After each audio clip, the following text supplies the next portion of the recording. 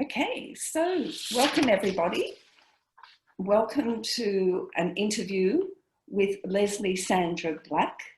And my name is Sandra Grant, and today's topic is freedom. And I want to just tell you briefly about Leslie. Leslie's based in Canada. She is a fellow life transform coach and co-author of the book, Your True Power, The Key to Your Amazing Life. I'm just going to read you a few bits about her. Leslie's been fascinated since childhood with the mystical dimension of reality, and her own inspired journey has taken her exploring the mystical dimensions, exploring diverse spiritual paths that offer guidance to her clients on their own journeys and quests. So for 3 decades, Leslie has transmitted embodied, heart-centered energy healing to facilitate people to find their freedom and their own gifts.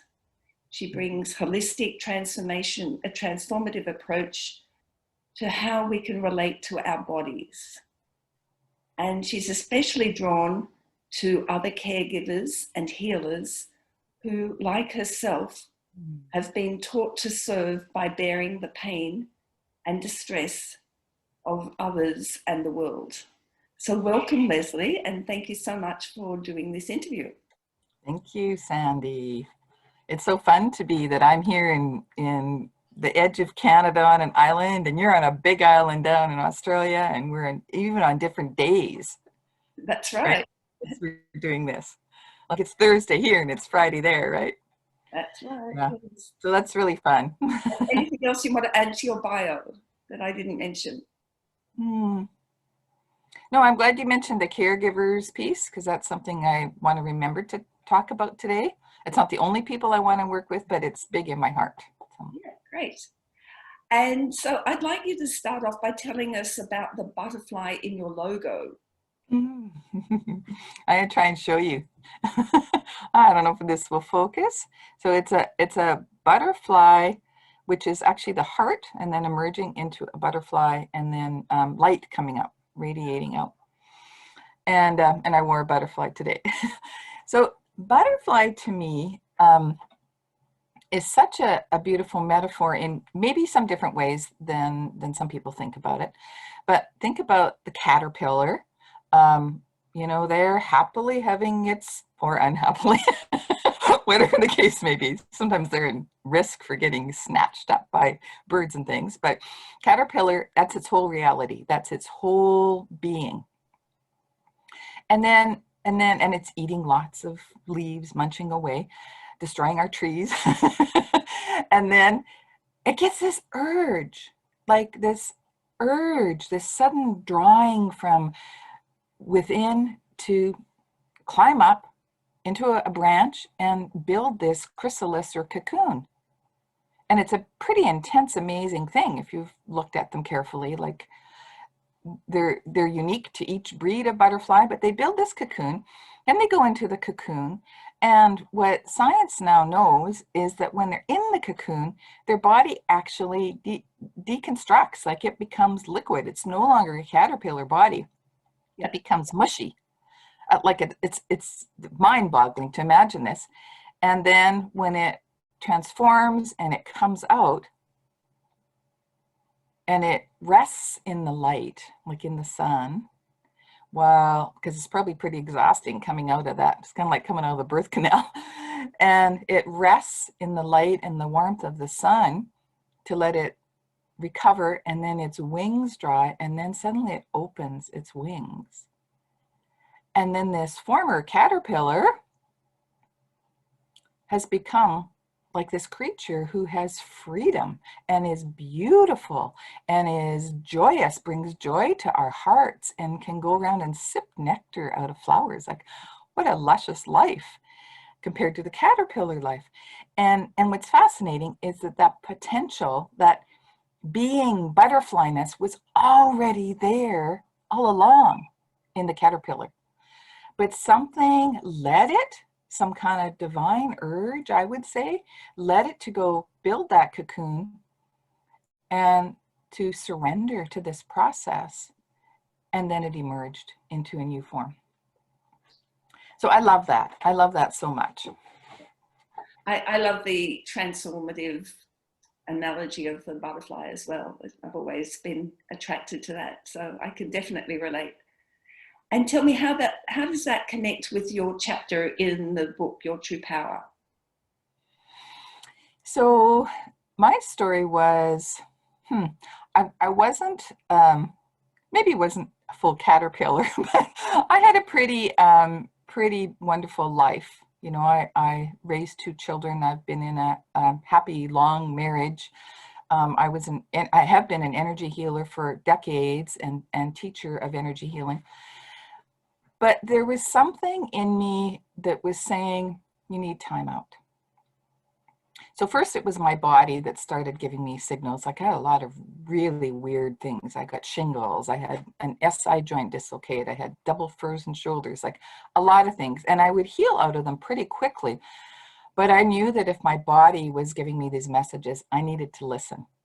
And I even had this sense that if I didn't, I would get some serious autoimmune disease and die. And what did I need to listen to? Well, it kept saying time out, time out, time out. And I'd had this passion for decades to go to India. So what I wanted to do was go into the ashrams, go to the temples, go to sacred sites without an agenda other than being and opening and giving myself the space to not be looking after other people. Yeah. Because all those years, you might hear like raising kids, of course, is looking after, supporting my spouse, supporting my extended family, supporting my community, and then all my clients and teaching. I loved that, but there was something in me that was finding it depleting me. There was something that was wrong in the way I was, not that the work was wrong, but the way I was, like why was my body struggling? So there was something. So there was this call, the call to go into a cocoon is how I would understand it now. So I went off to India, did like amazing ashrams, met some very big spiritual luminaries, had activations from them, had many adventures, and then got really sick. And so that's kind of the arc of my story. I got really sick. And in fact, my life became like a cocoon. So I was thinking about the, wrapped in the sheets in bed was like a cocoon. My brain went foggy. That was like a cocoon in my brain. Like I could no longer live my life. I couldn't be a caterpillar anymore. And it was absolutely clear that this is what I was to do. And that actually lasted, with the brain fog, lasted 2 years. So it's a little longer cocoon than a butterfly. But when I came out of that, like what happened, my transformation, I have so much more joy and sense of freedom, which is why I was led to talk about freedom today. Like it's like so much happened, even though I had a beautiful, happy life before, the exponential like freedom that came out of that cocoon period, it just astonishes me. And it's inside. So people might not notice it on the outside so much, but inside me, like my relationship with life is different. Right. I feel like I have become a butterfly. I feel like I live this freedom and it's very joyful. And I want to share that. It's a butterfly. How do you bring this freedom that you found for yourself to your clients, your coaching? Well, can I talk a bit about the cocoon stage? Go for it. Because I think the gifts that came from that is what I'm bringing. Like I certainly don't want anyone to have to go through that kind of illness. Like I've done it, and I can share, my wisdom and learnings from that. And I don't want anyone to have to go through such an intense cocoon period as I did. It was really intense. It was very painful as well. And so what happened in the cocoon was, first of all, rest. Like I needed to rest and rest and rest and rest. I needed my mind to rest In India, I was not working, but I was being stimulated all the time. And India is India. So you're always like trying to navigate, right? But, you know, like activations from Amma and from Muji, from the Dalai Lama, from, you know, other beautiful places. And it's like my mind, my body needed space to rest with that. But also I had these swarming little buddies that I brought home, parasites and bacteria, and my body was overwhelmed. So I needed to rest in order to heal. And in fact, it got to the point where I had a functional medicine doctor, and she told me, you can't do anything because the mitochondria in your cells are burned out. They're actually self-destructing. Wow. And you will die if you don't rest. Like you have no capacity in your body to repair the damage, never mind do anything. So resting. Like, so the sense of like going to mush. Well, in that, I had been a super active person before. I mean, I went off to India by myself, like for 4 months. My husband did join me partway through, but I went off, like I had lots of life force and energy, and now I had none. Yeah. Like I had enough to walk to the bathroom and get myself, you know, a drink of water and go back to bed, like literally. So what was that else was that about? Well, I realized it was letting go of everything that I thought was my identity. I had to, because I couldn't do it. Like I disappeared from, I didn't have, like I had a few friends who would check up on me, but I didn't initiate. I didn't keep up social connection. I didn't respond to people who were having health issues. Like normally my impulse would be rush to go see them, you know, including family members. I'd make a trip to go see. That's how I had lived. You know, if somebody needs help, that's my job. I had this program of that, and believed that was why I was here on earth and what I was about. So I had to let go of martyrdom program, is what I would call it, like self-sacrificing, because my body was already, I mean, it was, if I was going to self-sacrifice, my body had paid a sacrifice. And it was, I did often feel like I was going to die. Like I had a clear sense of that. So letting go, like all these martyrdom, these obligation, duty programs, it's like they came up in my awareness.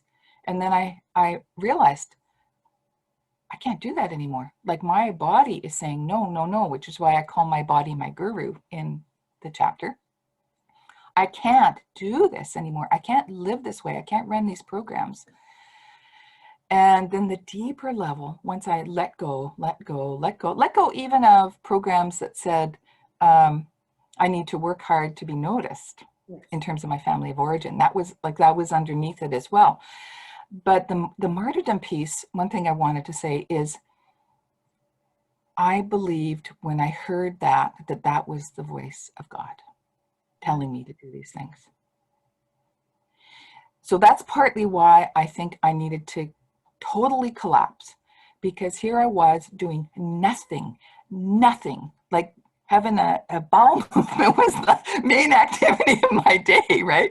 Or actually having something to eat, like, you know, being able to do it myself. I could not serve anybody. Yes. And yet I felt this love.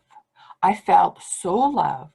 I felt more loved than I'd ever felt before, by like source, I had senses of angels being with me, and like this light loving me as I'm lying there. Like my awareness, it wasn't my mind, but it was my bigger awareness, was so in love. I had beautiful visions, angels singing to me, and it just, I am loved. I'm loved when I'm doing absolutely nothing. I'm lying in bed. I'm not helping anybody. And furthermore, if I died, I would be causing burden to people.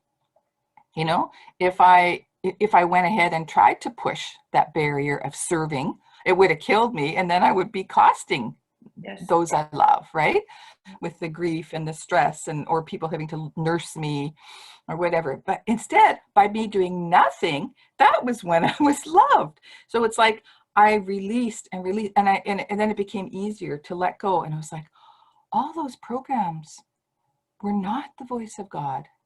They were coming from Oh, a number of places, partly from like my own, like I said, wanting to be seen and heard, because that was not a thing where I grew up. I mean, it's partly a cultural thing, but for sure my family of origin as well.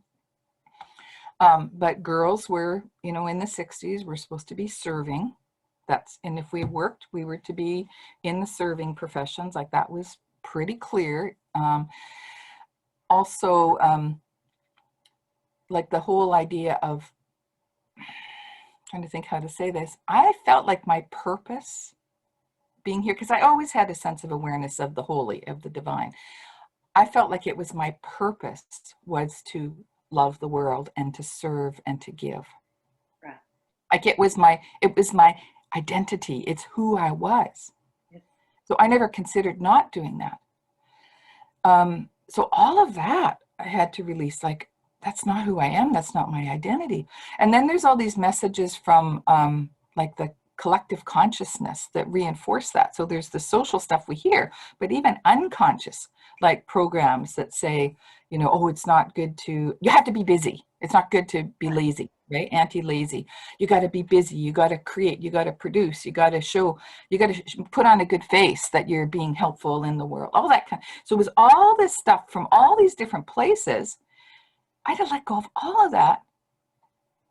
Like, I couldn't have done that in my active life, like, because I was so tied into, you know, being like the best person I could be in terms of serving. Yes. That was my motivation. So, yeah. You were too busy being busy to be able to be. Yeah. I didn't even know what that was. You know, like when people would say, oh, just be. I remember once taking Qigong classes and this teacher, it was private 101. We were doing a trade. I was offering her healing work and she was teaching me Qigong. And she said to me, oh, you're so busy. Like, just be. And I was like, well, what's the point of that? There's stuff to do. There's people to help. Like literally that was running me all the time. I would go until I was exhausted every night. Like, why would you go to bed at night to sleep if you weren't exhausted? Like that, it was my program. So it was this inner program. It says nothing about the value of what I offered to people. I think I was able to offer beautiful healing work and teaching all those years. And my kids are amazing, like how they turned out. They felt loved, but it's what I was doing to myself. Yes. I was driving me. And to learn that I was loved to be, like, that's freedom. I can lie in the light and, you know, do what I love or what is joyful. Or not do. Or not to. Yeah. Yeah. Yeah. So my outer world probably looks different that way. But I think I accomplish more with less doing. Yes. It doesn't mean that I sit doing, like, I mean, I have wanted to write for decades, and here I did it during this pandemic. The pandemic is also a cocooning time. That's partly why I thought raising that here, like in some ways we're all having to go within and slow down and not be like here. It depends where you are, but I know in Australia, you couldn't travel out of Australia, right? Or between states. Is that still? And here we're not supposed to leave our community right now. Right. We're not to gather with groups of people. So any out classes or events or public things are not supposed to happen, you know, right now. So everybody's having to find their way to like go inside and what is it I love? What do I want to spend my energy with? Like, you know, how do I want to be in this? And it's going on and on. It's going to be a year probably. So it's this cocooning time can be this beautiful gift. And if we don't fight it and resist it, like imagine a butterfly resisting being in the cocoon or the caterpillar, or the mush, it would die. If I resisted being in my cocoon, I knew I would die. Like it was pretty clear to me. Yes. So what I bring to clients, that's a big thing is like that letting go and allowing and not fighting. But also I'm really committed to helping people recognize the programs, the identifications, the grasping. I'm pretty quick now at being able to see that and feel that because I've done my journey. Yes. you know, so it pops up, you know, if somebody says, oh, I'm doing great, and it's like, but I don't know why this relationship isn't working or whatever, and I can feel like, oh, like, what are you clinging to, you know, like, are you wanting that person to create your life for you? Are you needing that person? Like, it's not about the relationship being right or wrong, but it's those inner kinds of postures. So it's that kind of thing that, because I've worked through that, I bring that into teaching, into one-on-one work, coaching. Yeah. Does that make sense? Yes, So, definitely. And I know from my own experience that when you've been through something, that's what you most know that you can pass on to other people. Whatever your so-called negative experiences actually become your strength and your knowing, and yeah, you know it. You haven't just learned it; you know it at a very deep level, and so totally gone through it. Yeah, you can yeah, recognize it, and you know how to deal with it. So that's great. yeah. Been there, done that kind of thing, right? I love how you said And that. got the t-shirt. Yeah, yeah. Yeah, and you mentioned the chapter in your book is called "Your Body as a Guru." Hmm. Yeah. So body is such a good teacher. So um, it's like part of our wholeness as being a human. But because my body actually led my journey, I know that that's part of what I bring, is helping people to listen to their body, helping people to like recognize that it has consciousness and that it leads. So it's not like it's the only message in life. You know, a guru points. A guru is not the source. Right. I learned that in India. I was a little confused about that because I'd see people doing devotions to a guru, but gurus point. You know, like the Buddha said once, you know, when a finger's pointing at the moon, the thing isn't about the finger, it's about the moon, Okay. right? And so gurus point, you know, they help you find that your true power, your light, your divinity within you, your freedom. Yeah. And so my body became a guru for me, kind of showing me like, stop everything, stop the bus. I needed a pretty strong one apparently. Well, you were So going I so thought, fast, so it took a bit of effort to slow you down. big effort. Yeah. Yeah. Yeah. Yeah. It was amazing. It was so shocking to me. Like when I would try to get up and my ankles and my legs had swollen up and I could hardly walk, I was like, what happened? Like I'm the person who would be hiking and swimming with dolphins in the ocean and like moving all the time. I did Zumba. And it's like suddenly my body is old and swollen and can't do anything. It's like, wow, wow, listen.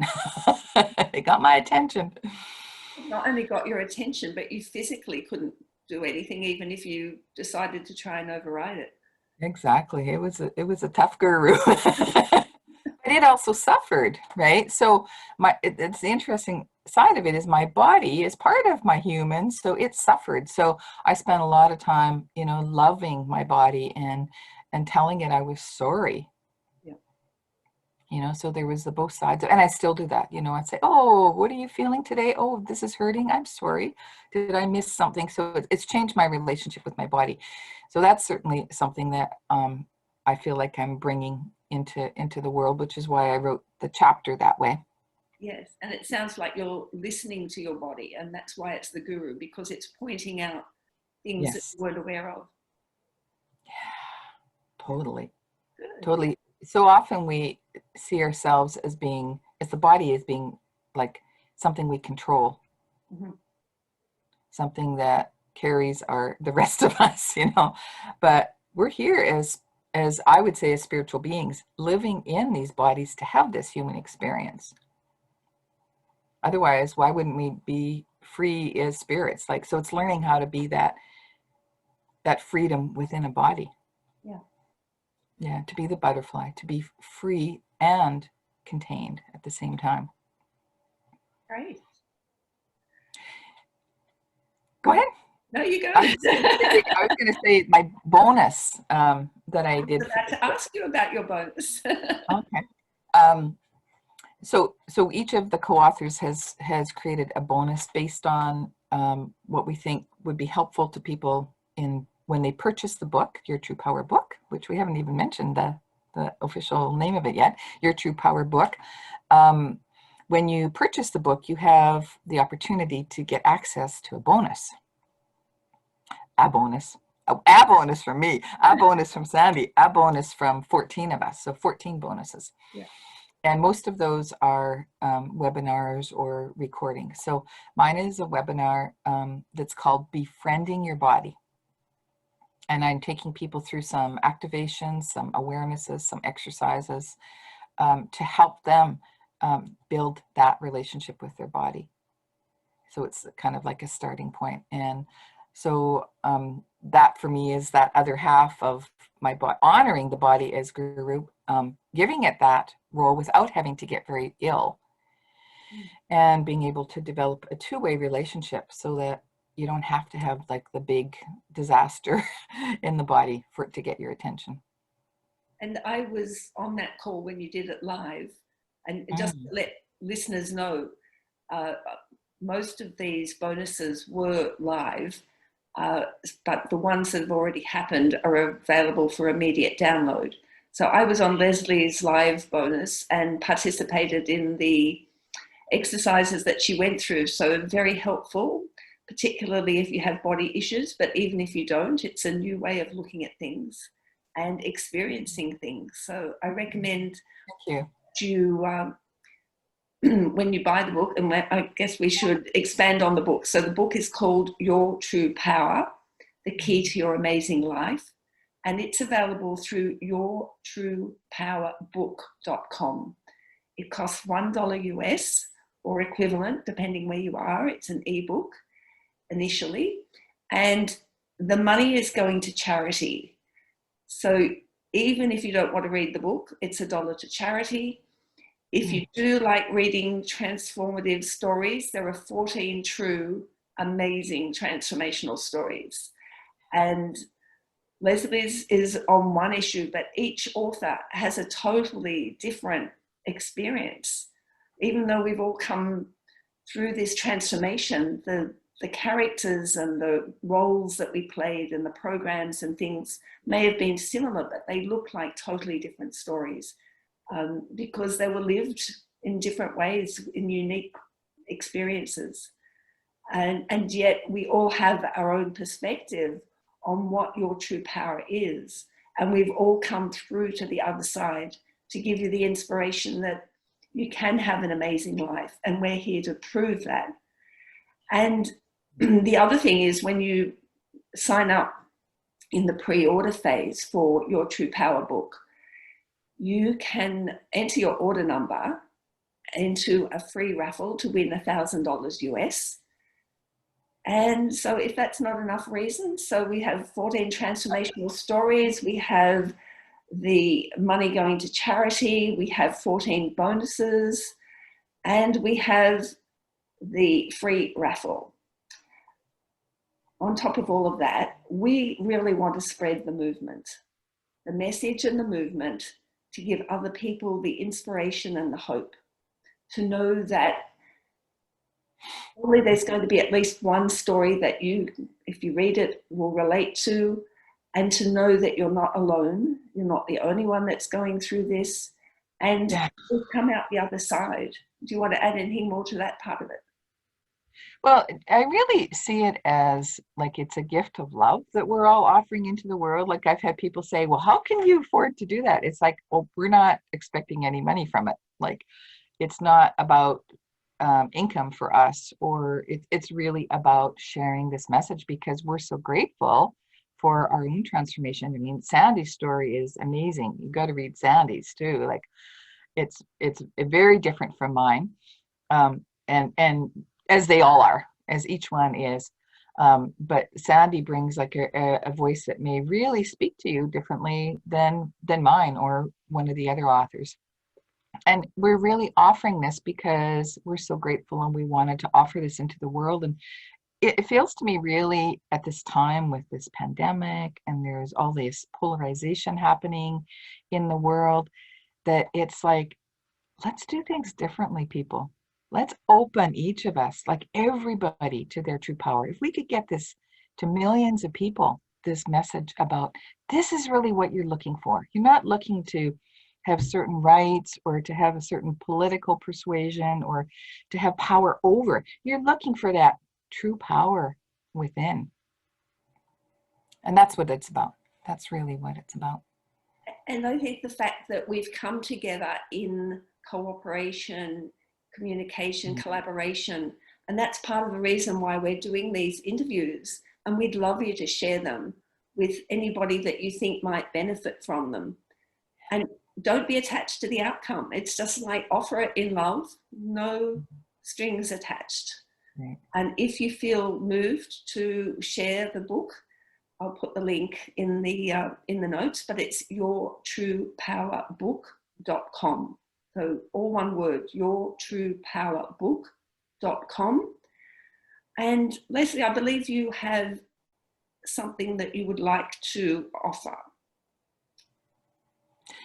I was just going to say, if people wanted to pursue work with me, to know about classes that I'm offering. I haven't got any classes active right now online. You can check out my website, which is heartawakening.ca. It's this .ca is Canada. And so I have, there's some videos on there. I also have a YouTube channel that has some videos on, and my Facebook page, which is Heart Awakening as well. So there's lots of free stuff offering. But also I do one-on-one sessions. I will be teaching classes on body. I'm developing a program right now. So just want to let you know, like, this is a first step. And if you want to pursue further and find your own freedom and joy, I'm here gladly there to be a lighthouse showing you the way. And even though you're in Canada, you're doing these sessions online? Absolutely. Yes. Yes, I have clients. I've had clients in different countries, and certainly all of Canada's a big country. So yeah, for sure. Yeah, and I'm not seeing anybody in person right now because of the pandemic. We're not supposed to have anybody in our house that we don't live with. So yeah, it's all online, and it's beautiful. You can do a lot. I actually even do energy healing with people's bodies through this kind of format, and both of us feel lots shifting and changing. So it's quite, because it's all in consciousness. Yeah. And body is part of consciousness. It's all energy. Mm-hmm. Exactly. Yeah. Fabulous. So any final words before we wrap up? Just, I want to say that, my story is my story. It's really a pointing. I hope nobody has to go through the kind of journey I went through. The pointing is to, like, you have this capacity. You are this freedom, this joy. You are your true power. Just like that caterpillar had the butterfly already within it, even though it didn't know it. So listen to those divine leadings that lead you into doing something different.